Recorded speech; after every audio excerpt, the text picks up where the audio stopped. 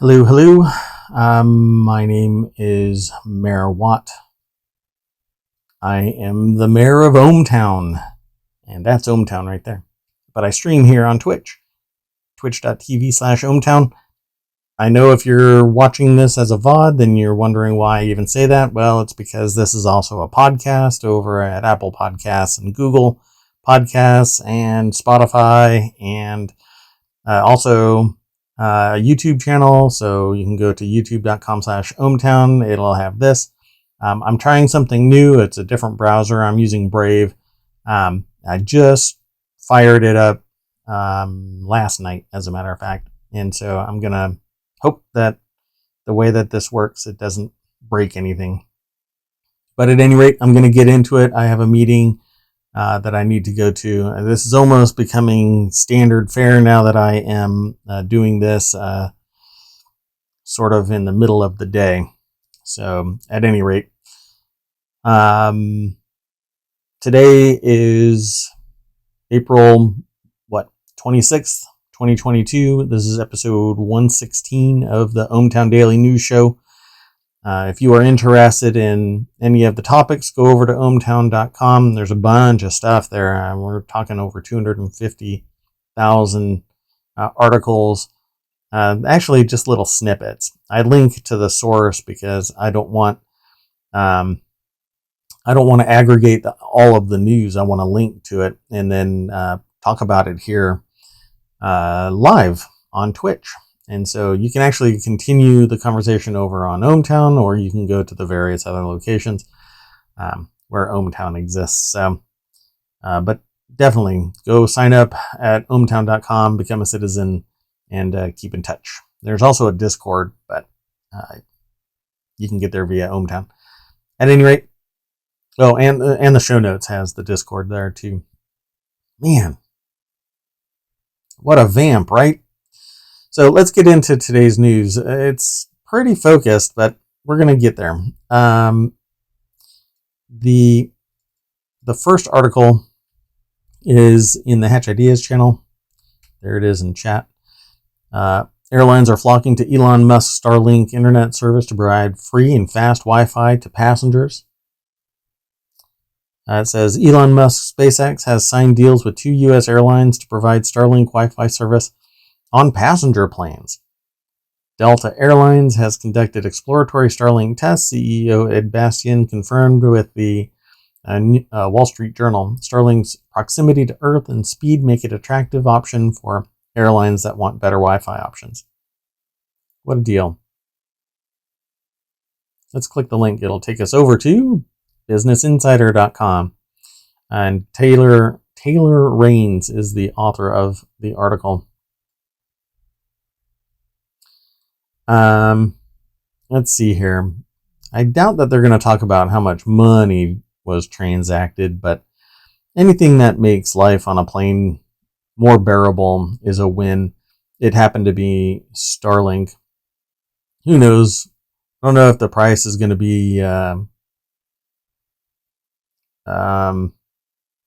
high or nothing. You know, I think it's probably going to end up being somewhere in there. In June 2021, Musk tweeted that the technology needs to be approved for all plane types, but is focusing on the Airbus A320 and Boeing 737 because they're the most number. They serve the most number of people. So there you have it. According to space exploration and astronomy news website space.com, because the satellites are networked together and are closer to Earth, they can beam large amounts of data to any place on the planet faster than fiber optic cables. That's interesting. I'll have to look into that. That's a really interesting. There's an article. They don't link to the article that makes that statement, but that would have been great. The information moves 47% faster than cables because it moves through a vacuum in space, and its proximity to Earth reduces the latency or lag time. Huh. Yeah, I'll have to look into that one. I haven't done any research in that. All I know is that there is a ton of dark fiber still sitting in the ground that, in the U.S., by the way, I can't speak about others, but in the U.S., there's a lot of dark fiber that taxpayers paid for, but hasn't been deployed because I guess the profits aren't there. Let's continue on to the next article. The next article is in four-wheel tech, but really it was a business aggregation, and it should have been in business, not in four-wheel tech. But at any rate, Warner Brothers Discovery posts 13% revenue jump, 2 million new streaming subscribers in Q1. So this is what it looks like for well, let's just say when you add value, this is what you get, as opposed to CNN Plus. So this article is over at CNBC, and it's written by Alex Sherman. And it says Warner Brothers Discovery shares fell Tuesday when the company warned its 2022 profit would be lower than expected in light of a messy combination of assets. CFO Gunnar Weidenfels said during the company's first earnings conference call since merging Warner Media and Discovery that unexpected projects and weaker first quarter Warner Media operating profit and cash flow led to the new guidance. Well, it's kind of tough out here in the realm of moving everything online and moving away from terrestrial broadcasting and COVID and whatnot. Shares dropped more than 6% to trade around $20 a piece in morning trading. Really, the company has nowhere but up. I don't think that it's overvalued based on what I've reviewed. It says while Weidenfels declined to specifically identify all of the unexpected projects, one of them is CNN Plus. So you can add a couple $100 million on the Discovery side of the combined company. So there's certain value that's being added, but man, CNN Plus, there was nothing there. And at least they cut it short, but it still cost a lot of money to learn this lesson. Said it added 2 million Discovery-related streaming subscribers in the first quarter for a total of 24 million. That's consistent with the 2 million added in the fourth quarter. So concentrate, do what you know, and definitely don't go into subscription news because there is just a ton of it elsewhere. Now, if everybody else starts siloing their news, well, that's just going to be rough for everybody involved. I suppose that's when the government will probably get involved. Let's continue on to the next article. I do have to stick to my time frame due to meetings, but the next article is over in Hatch Ideas, aggregated from Business Insider. Twitter temporarily bans product changes to prevent employees going rogue after Musk deal was agreed, the report says. So it says a ban is in place until at least through Friday. Bloomberg reported the company is forbidding changes unless they're business critical and approved by the vice president. The ban indicates the challenges Twitter faces from being public to become a private business.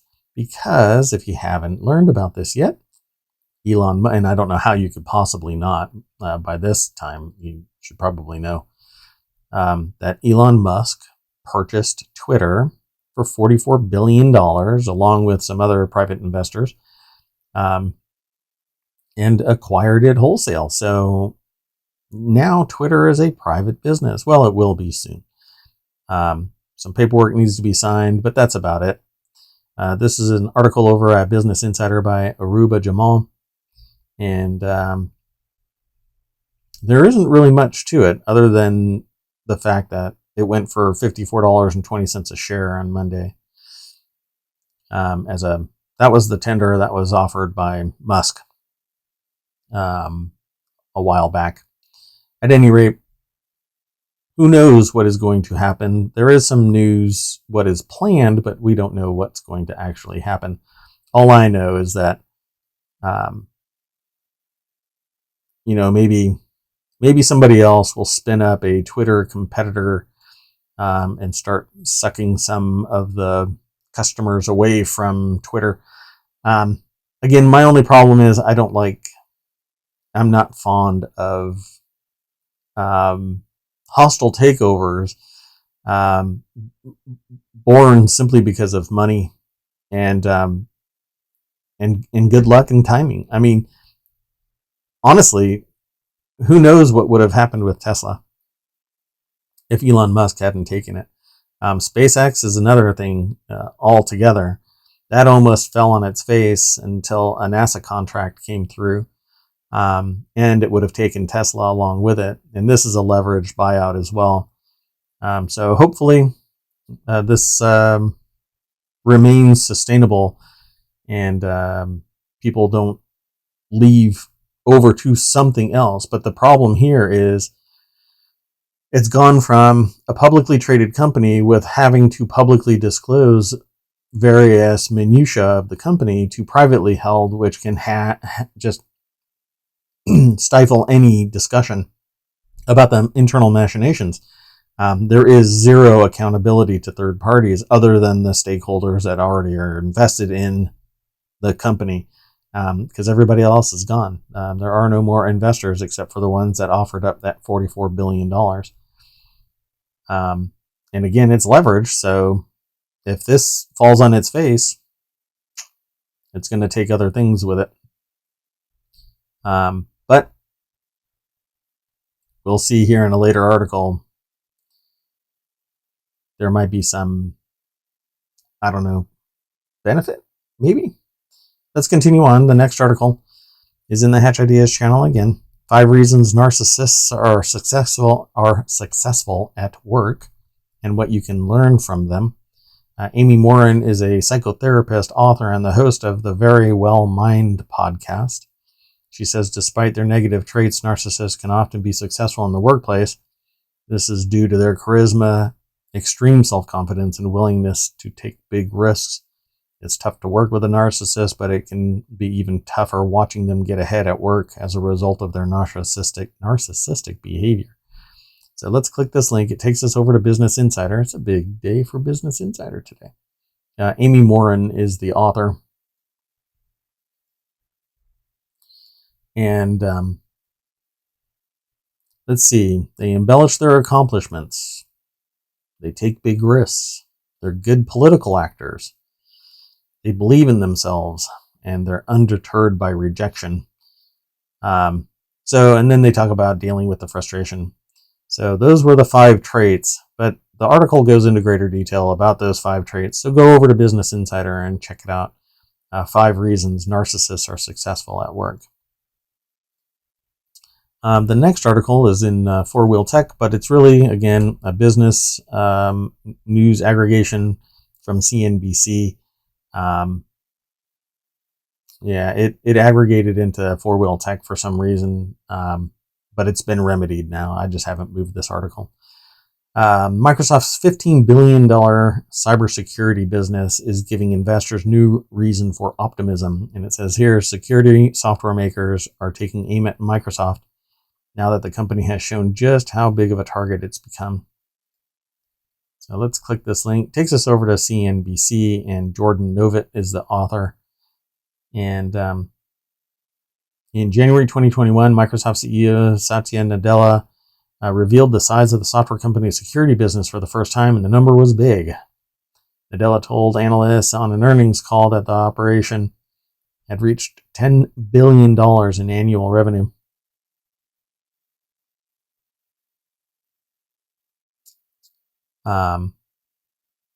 Up more than 40% year over year. In other words, it was outpacing every major Microsoft product. Well, when you are the domain of which cybersecurity exists, you probably should have something dedicated to solving that problem. So, okay. Wow. It's I don't know how to describe that other than it is the problem providing the solution and profiting from the problem that it creates. Wild. Okay. Now, obviously, it's a societal issue that there are hackers. Why do people hack? I don't know. There's profit. There's all kinds of motivation to kudos, social profit as well as financial. But for crying out loud, one of the biggest platforms, if not the remaining biggest platform, as Linux slowly sits there, but it is the reason why there are security issues. I don't have to harden servers, Microsoft servers, because they are without holes. It's because they are nothing but a sieve. One wrong configuration and you can do privilege escalation so that you can get into other systems because you've taken over a domain controller for some reason. And you have to, as the person doing the administration, you're the one that's responsible for hardening these things, which means you have to know everything. The minutia is quite deep when you're talking about cybersecurity at the server level, let alone network security, etc., etc. But wow. Okay, well, anyway, there you go. $15 billion cybersecurity business from Microsoft, probably involving Microsoft products. The next article is over in the word in tech, but it really should be in four-wheel tech because it's both. The F-150 Lightning is finally shipping, is Ford ready. Ford CEO Jim Farley knows there's lots to improve as Ford turns into an EV company. And they've got competition, so a lot of companies are coming out with electric vehicles.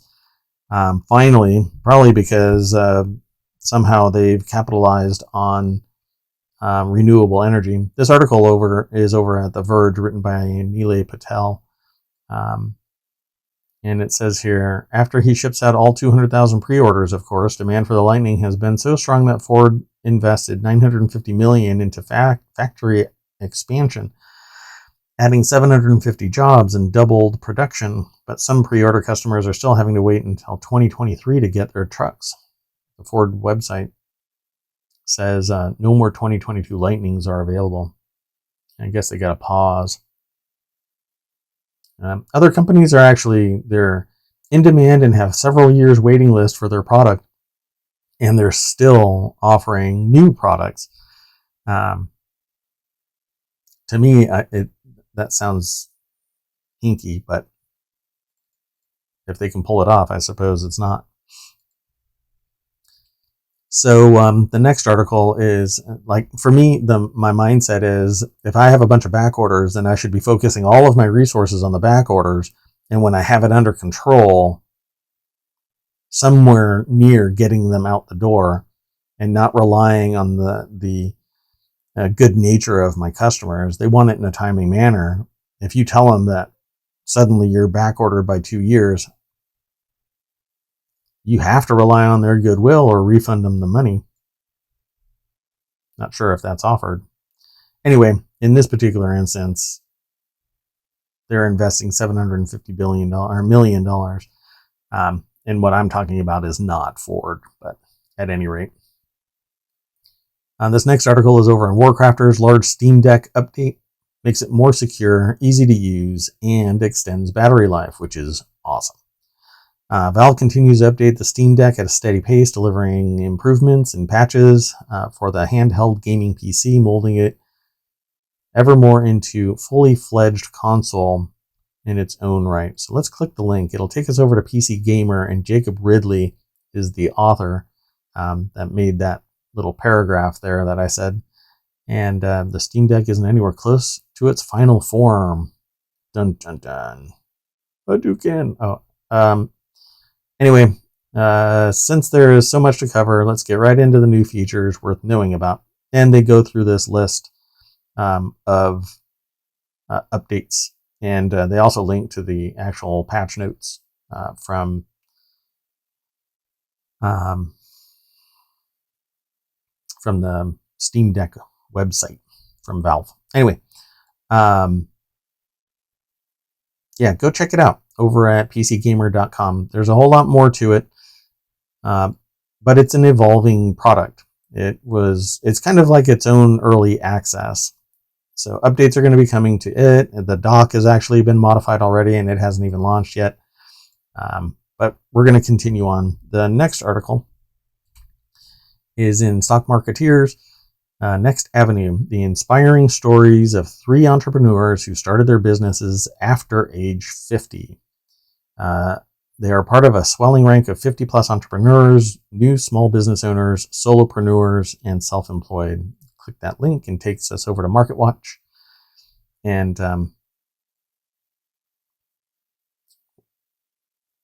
anyway, there's a bunch of notes about the Dow is dropping 400 plus points.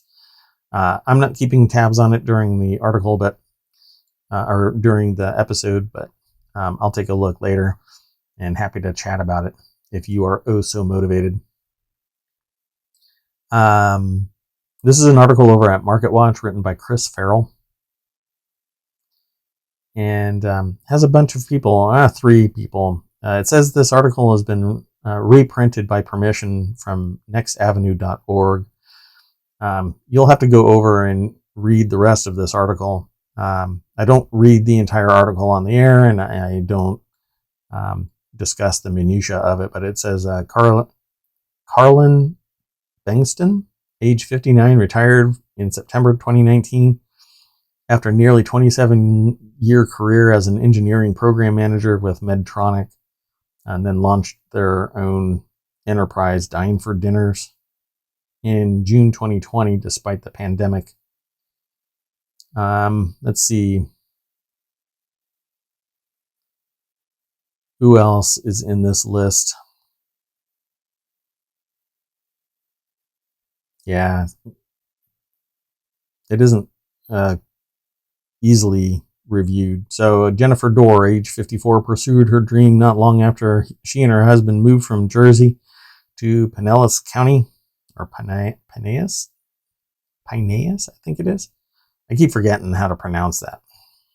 I think it's Pinellas County, Florida, some 4 years ago. He could do his business remotely, and she took to some part-time work to get to know the community and decided what to do next. My husband said, "Aren't you bored yet?" Dora says, I think I'm going to start a business. They had a lengthy career in beauty industry, and she decided to open a upscale clothing store. So that's one of those, it can start out as a lifestyle business, making enough money to sustain whatever lifestyle they wanted. Then this one is Beverly Jennings is a risk taker in her 60s. She worked in various management positions in healthcare behemoth Johnson & Johnson for more than 3 decades. And then she started a Jacksonville, Florida-based C company the following year. Self-funded. 2 major initiatives. The first is to focus on providing business advice, coaching, and consulting to help firms grow while cultivating diversity and inclusion.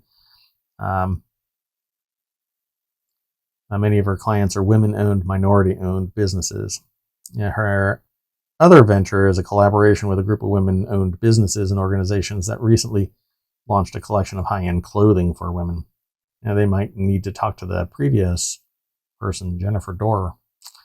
At any rate, there is always time to start your own business. If you are so motivated, you can do it on the side. Those side gigs are real. The next article, and this one is a little bit more political, so I guess you can tune out for a little bit if you want to hear the rest of the articles. There are about 8 more. This is in the Daily News Show, which is this show, and it's about Marjorie Taylor Greene discussed martial law to keep Trump in power. And this is associated with texts that have been discovered in her trial. It says, Rep. Marjorie Taylor Greene said in a January 2021 text message that some of then President Trump's top allies wanted to declare martial law to keep Trump in power. We'll click the link. It'll take us over to ABC News. This article is written by Catherine Folders, and it says they stole the election. And they stole the election, this election. Rep. Green texted to Mark Meadows, well, no, nobody stole the election. They just don't understand how batch processing of electronic data works. In our private chat with only members, several are saying the only way to save our republic is for Trump to call for martial law. Green texted Trump's then chief of staff, Mark Meadows, 11 days after pro-Trump mob attacked the U.S. Capitol. I just don't know when treason is used, because if you conspire, promote, talk about overthrowing the federal government, that is the definition of treason. Maybe there's a higher level definition that people aren't privy to, but definitely trying to enact martial law because your side didn't win is pretty much treason. I think it's rather disgusting that people are even arguing about this. If you don't understand the tech, then ask questions. But then you discount the subject matter experts that are describing how things work. At any rate, and there's no evidence. Post all of your evidence, Mr. Pillow Guy. Just go and post it. And that will change the dynamic, but it has to be vetted. There are a lot of eyes that are subject matter experts in cybersecurity and technology, in election law, in elections. There are a lot of eyes that are willing to parse through whatever information you have, but it needs to be whole and untouched after you post it. You can't go dicking around with all of it again and again. Anyway, the next article, is in Hatch Ideas because it's about business. Shoppers could face a 271-pound rise in annual food bills. This is coming from BBC, and because of that, it is in reference to pounds. So I am not surprised by this. This is going to be ever increasing in the coming months. I think it's going to increase. They say here grocery prices were 5.9% higher in April than a year ago, the biggest price increase since December 2011, according to research company Kantar. I think that this is actually going to increase as we trend towards September, October.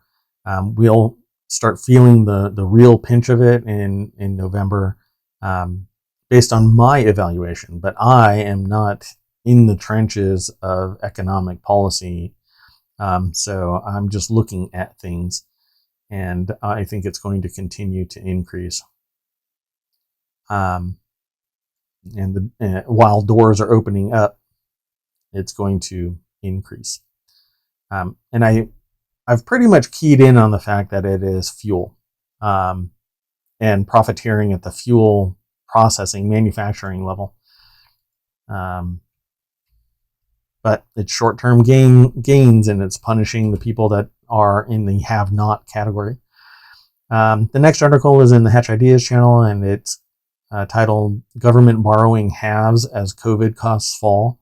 Borrowing in the year to March more than halved from previous 12 months as COVID schemes were winding down. Let's click the link. It takes us over to BBC. And again, this is in the context of the UK. And again, I'm not a subject matter expert in UK or EU law or machinations, and it is one of the reasons why I'm starting to aggregate more European and UK data. And so you will find this happening more as time goes on here at ohmTown, so that we're aware of everything that's going on more in the world around us. Obviously, at some point, there's information overload even for me, so I'll be vetting what information is presented on the news channel, but you'll always get more by going over to ohmtown.com. Reading the headlines, the little snippet, then following the link, reading the whole of the article, and then coming back and talking with me and whoever else might be in chat. But news on news on Twitch is kind of tough. It's hard to get traction because people come here largely to get away from the trials and tribulations of life. And I think it's just all part of life. So that's why this show is only an hour long. It says, however, borrowing in March remained well above pre-pandemic levels at £18.1 billion. The figure was the second highest amount for the month since records began in 1993, but was 8.8 billion less than the amount borrowed in March 2021. So it's declining, and that's always good news. Obviously, the thing that I say to people is that we can make more money, but we can't make more time. So let's make the time count and make our dollars count. And there are a lot of voices that dictate where and when to spend money because they think that it's better. But it's not necessarily better. It just lacks context. So context matters in all of our discussions here at ohmTown. So let's continue on. This was mentioned in a previous article, but it was one that I aggregated early on between yesterday and today and decided to grab it. And it's Jack Dorsey says, Elon Musk is the singular solution I trust for Twitter's future. This is an article sitting in the Word and Tech channel, but it was aggregated. It was aggregated by The Verge, or from The Verge. I'm going to click the link and take us over to theverge.com, and Elizabeth Lopato is the author. And interesting. So it says, it did fill me with nostalgia to see Twitter co-founder, former CEO, and newly minted blockhead Jack Dorsey post Radiohead's Everything in Its Right Place. He linked to niche musical service Tidal, which is owned by Block, like he was setting in early 2000s AIM status and soon-to-be Twitter owner Elon Musk, who is one of the site's more prolific users. All of that amounts to this person kind of set a stage of their impression of this, which is really interesting for an article. It says Musk is also the CEO of Tesla and SpaceX, which makes cars and rockets, respectively. He also founded a company, Neuralink, to implant devices into people's heads. And I'm not a big fan of that kind of tech because it ages poorly. Again, we can talk about it in another context, but it says here, Jack Dorsey posted another tweet saying Elon's goal of creating a platform that is maximally trusted and broadly inclusive is the right one. This is also Paraga's goal and why I chose him. Thank you both for getting the company out of an impossible situation. This is the right path. I believe it with all my heart. Yeah, I don't.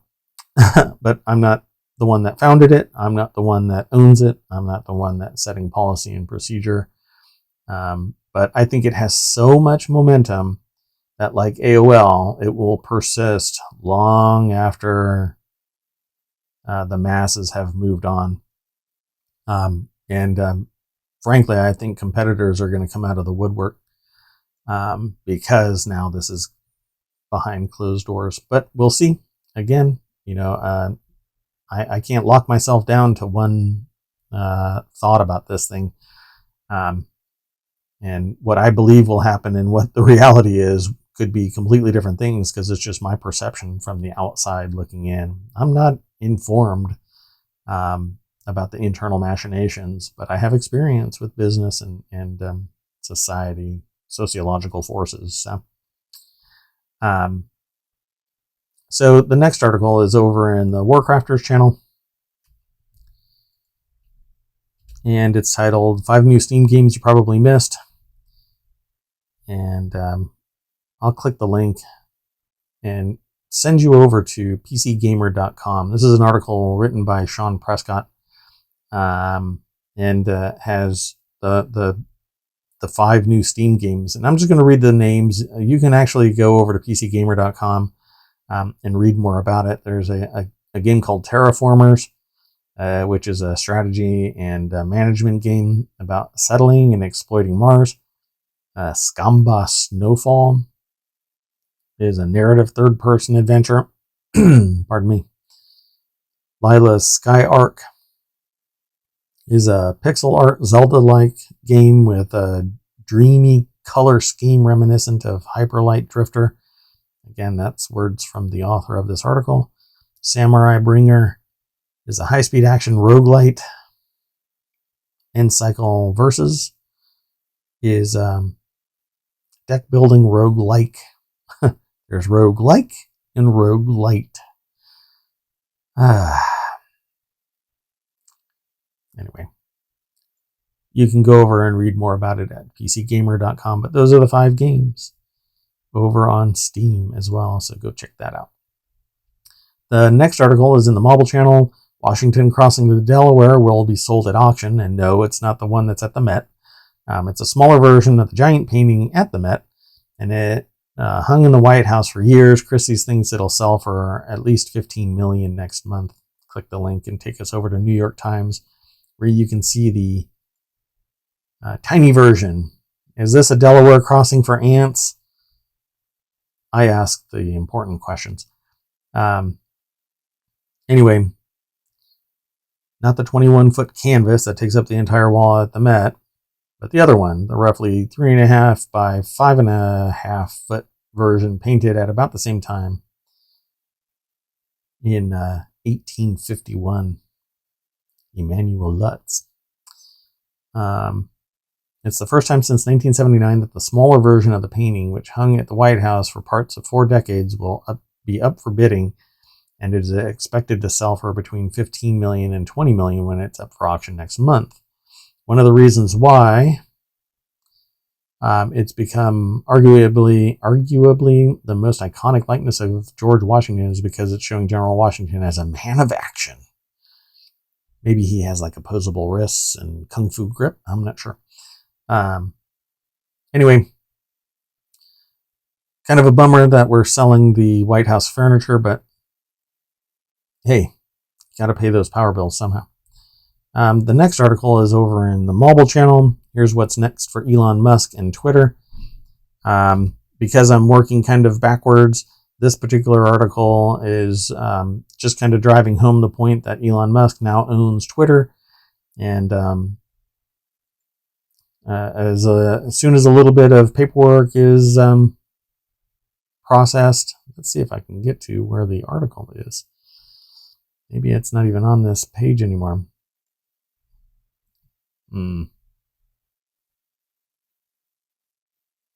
Yeah, I don't know. Oops.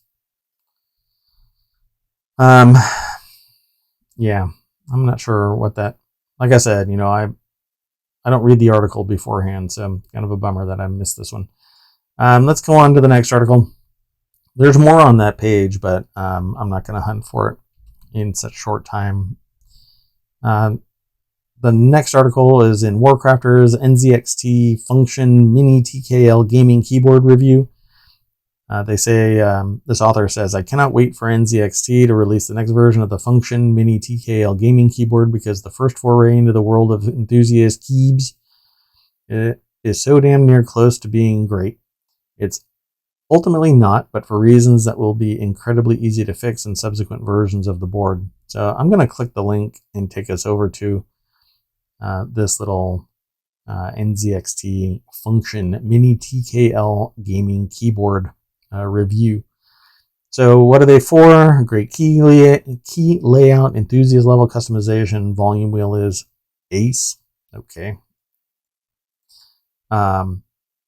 What they're against: poor stabilizers, awkwardly placed buttons, but have still great key layout. Okay. And PBT caps block the light. That way, unfortunately, you don't get your LEDs everywhere. So you can't have your rave running on a keyboard and stuck key. That could be just that particular version of it, which is not good. You can't make a second first impression. I am into keyboards. I've probably got a dozen various mechanical keyboards. Not really particularly high-end keyboards, but I am into keyboards. My only problem is now I'm moving away from mechanical keyboards that are fixed and mini, unless they are split keyboards. And the only one that I can really get behind, because it's the only one that's reasonably priced, are the Mistel, MISTEL keyboards. So Nzxt, produce a mini split keyboard with tenting capabilities, and I'll be all over it, and I will promote you here on the stream because there's virtually nothing worse for your wrists than standard keyboards. We have just gone past the through will alone, we have just worked our way past having to have ergonomic keyboards. But really the industry should bend to the human being and make split keyboards, because breaking your wrist like this constantly harms your wrists and blood flow, and you get tingling sensations in your fingers, pain in your wrists. It's all part of the holistic ergonomic layout of a desk. And just because you're a hardcore gamer that likes mechanical keyboards doesn't mean that you should suffer from what amounts to a production change that shouldn't raise prices dramatically. The only reason why the price is high for split key or even mechanical keyboards is because it's constrained to a relative few number of people that are buying mechanical keyboards. Particularly the higher end machines, the higher end keyboards. At any rate, I think that Nzxt should split their keyboards and help promote a more healthy marketplace and consumer base. The next article is over in the Dictionary channel, wherein we talk about words, the creation of names for products and services, and how words get their meaning and whatnot. It's really about etymology, not entomology. That's insects. Etymology, the words, history. To drink the Kool-Aid, meanings and origin. So I'm going to go straight over to the article. It's over at wordhistories.net. I clicked this simply because it's a turn of phrase that people use on the regular, and they don't necessarily understand what the context of it is.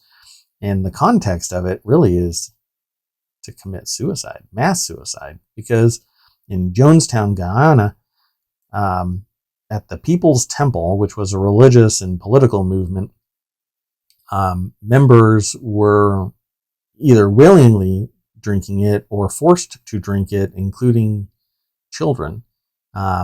Jim Jones was the one that basically said, we'll all die here before we close down or move on, or whatever his ideology was mandating. And so this all ended in 1978. But that is what it means to drink the Kool-Aid.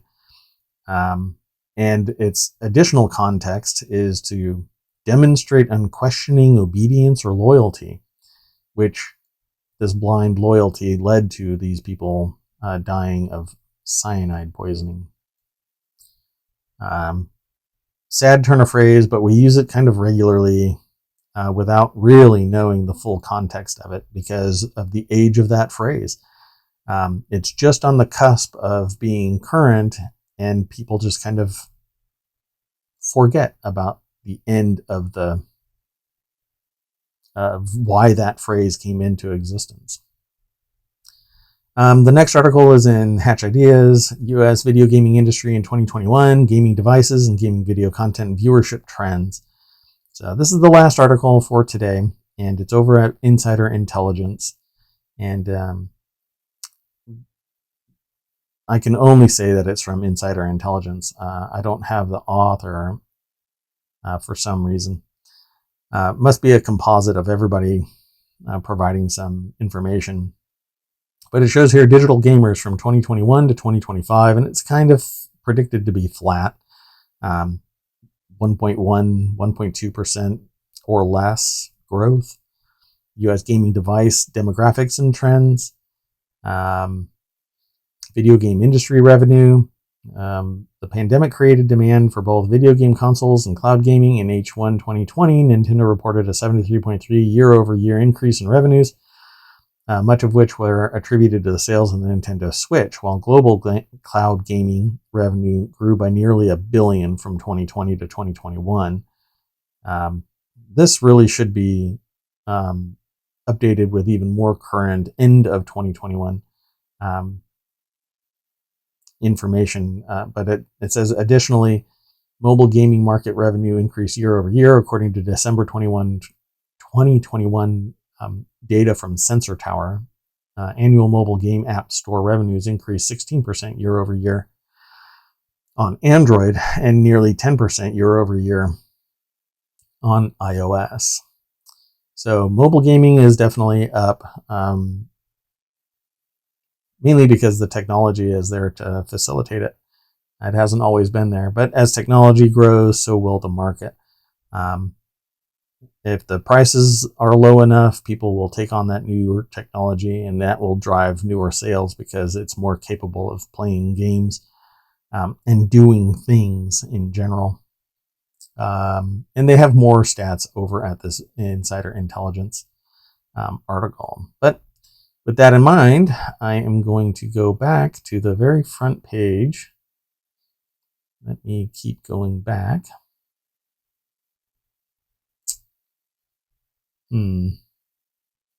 Yeah, this new browser is going to drive me a little nuts